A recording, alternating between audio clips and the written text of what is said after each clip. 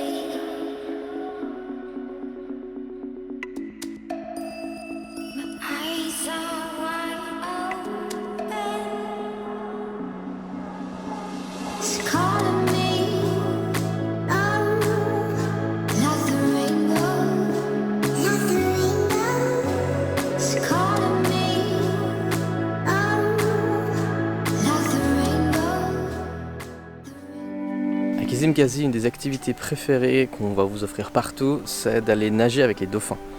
Alors nous on s'est quand même posé beaucoup la question, on est allé regarder parce que c'est quand même, enfin, idéalement c'est quand même vachement cool d'aller nager avec des dauphins. Mais voilà, on a quand même allé regarder sur internet, on a regardé en français, en anglais, on a vu des reviews qui étaient quand même vachement mitigées. Apparemment il y a quand même des bateaux qui sont pas du tout respectueux, qui foncent sur les dauphins. Il y a des gens, on a vu des reviews de personnes qui disaient qu'ils les prenaient, qu'ils les balançaient littéralement sur les dauphins, qu'il y avait des dauphins qui pouvaient être blessés par les hélices. Donc voilà, dans le doute, nous on s'est dit qu'on allait juste leur foutre la paix et puis qu'ils n'avaient pas besoin de touristes pour venir les voir, même si c'est des créatures magnifiques. Je pense que pour leur bien-être, c'est mieux de dire non à ce genre d'activité. 40 minutes plus tard et 20 $. Je sais toujours pas si c'est beaucoup 20 $ payés pour 40 minutes de route, mais bon à la base il en voulait 40 $, donc on va dire que c'était bon marché. On vient d'arriver sur la plage de Jambiani et check-moi cette vue.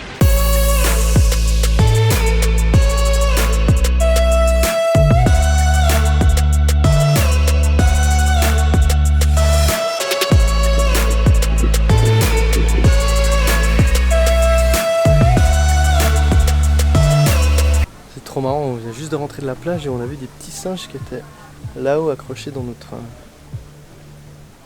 sorte de petit jardin. Pourquoi il y a des gamins qui leur balancent des pierres?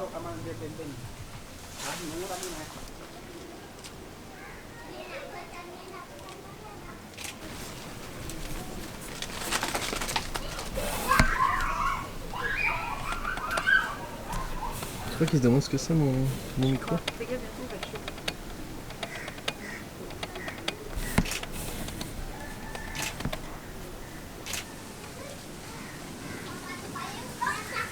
Ce que j'ai pu voir sur internet, il y a des marées à peu près toutes les 6 heures, donc ça change de jour en jour, c'est pas toujours à la même heure effectivement vu que ça dépend de la lune. Mais bon bah ici il y a pas grand chose à faire dans le coin à part se reposer du safari. Et puis il y a aussi, alors pas là parce que c'est marée basse, mais c'est aussi un spot assez connu pour le kitesurf. Et du coup la marée ça peut vite faire une grosse différence parce que si on, par exemple là, on voulait se baigner avant le petit déj, il faut aller hyper loin et puis je sais même pas comment c'est là-bas pour se baigner. Donc on va aller prendre le petit déj et puis on va aller se baigner après.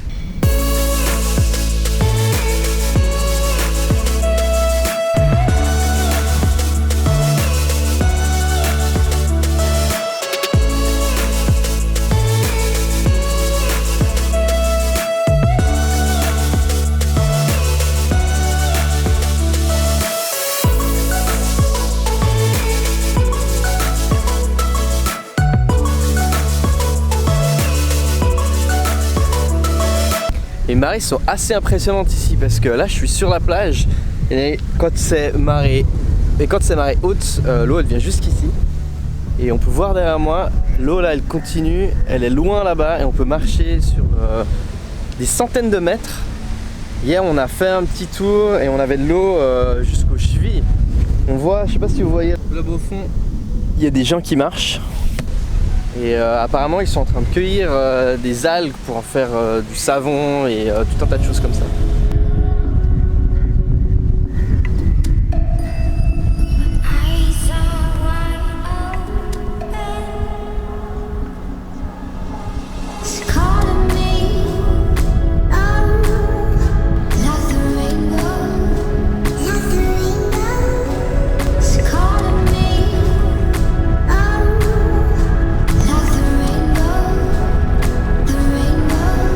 Tu te souviens quand je te disais qu'il y avait des personnes qui ramassaient des algues sur la plage? Et bien là on est actuellement dans une ferme où ils s'occupent spécifiquement de les faire pousser, donc dans des sortes de petits bassins naturels, histoire que les algues soient toujours immergées même quand la marée est basse, et que du coup les femmes puissent, vu qu'elles ne savent pas toutes nager, elles puissent quand même venir récolter les algues. Et apparemment on peut faire beaucoup de produits différents avec, on peut les manger, on peut faire des produits de beauté, on peut faire des savons.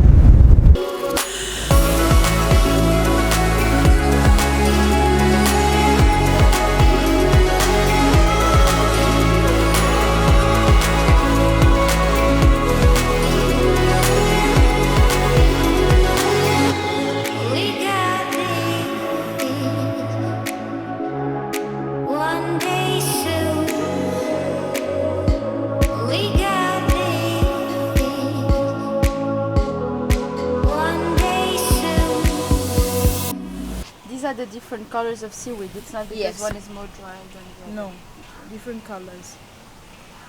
Like mostly you see with the purple and white, a little bit cream. These are brown. So this is a seaweed powder. Yes. And this is turmeric. Yes. And this is coffee and cinnamon. Ah, It's okay. coffee. Oh, coffee and cinnamon. Yes. Yes.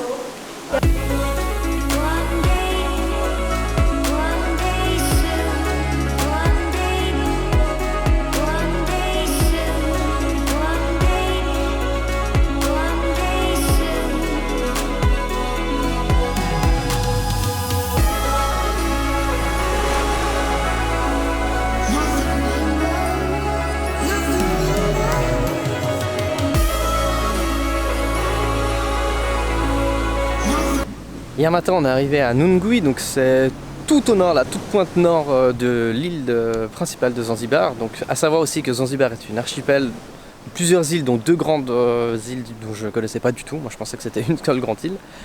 Voilà, et concernant d'autres choses que j'aurais aimé savoir et que j'ai envie de vous partager. Alors, première chose, c'est que énormément de choses sont payées en US dollars ici. Donc ce que je vous conseille, c'est de prendre pas mal de cash en dollars américains. Et puis si vous voulez changer une partie aussi en shilling, parce que voilà, après il y a certains restaurants ou certains hôtels qui préfèrent payer soit en shilling tanzanien, soit en USD. Donc voilà, après il y a aussi par rapport au niveau des cartes de crédit, il y a souvent entre 5 et 7% qui sont appliqués. À part hier soir, on a vu un restaurant, ils nous ont mis 10% de rabais parce qu'on a payé avec une carte de crédit. Et d'habitude c'est 5% en plus.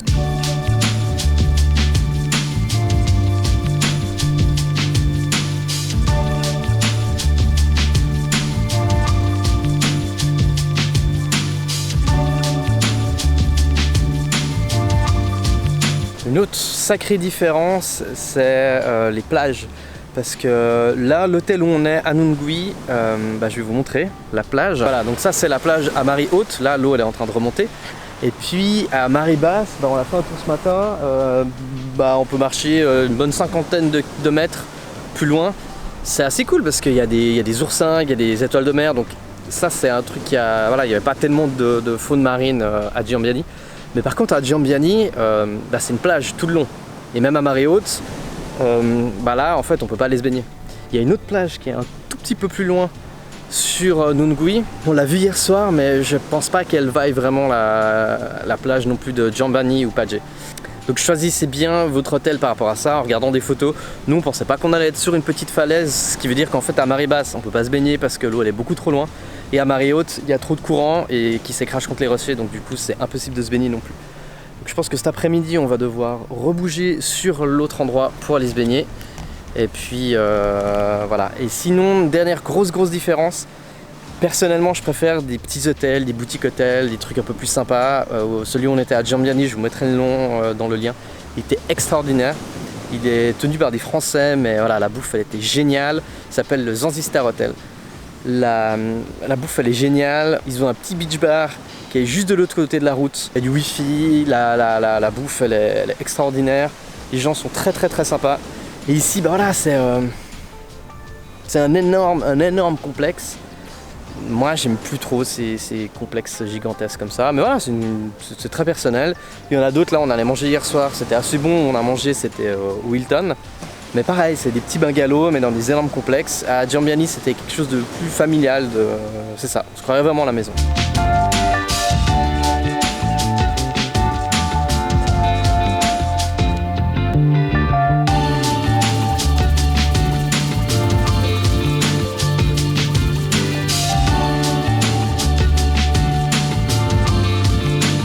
Sinon, un autre truc très important à savoir, les ATM, donc les machines pour retirer du cash, on en a vu très peu. On en a vu une à Padgé, et encore c'était à 10 km de où on était à Jambiani. Donc on a dû se bouger là-bas pour que le ATM ne fonctionne pas.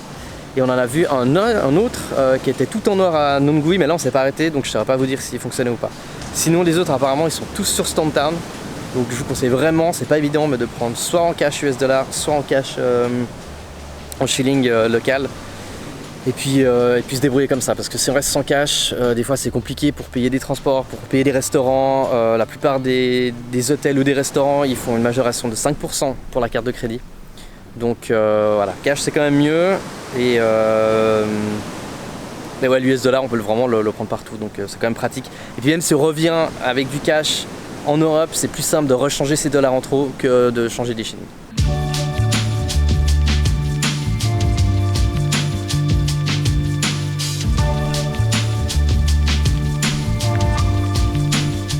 Incroyable cette vue quand même, non? Bon, en tout cas, c'était un magnifique voyage. J'espère que vous avez aimé cette petite vidéo.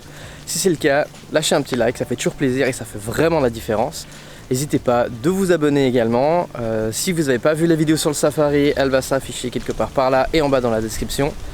Si vous avez des questions, n'hésitez surtout pas dans les commentaires, j'essaie de répondre au mieux de mes capacités. Moi je vous dis à bientôt, je vous laisse sur des belles images et bonne journée!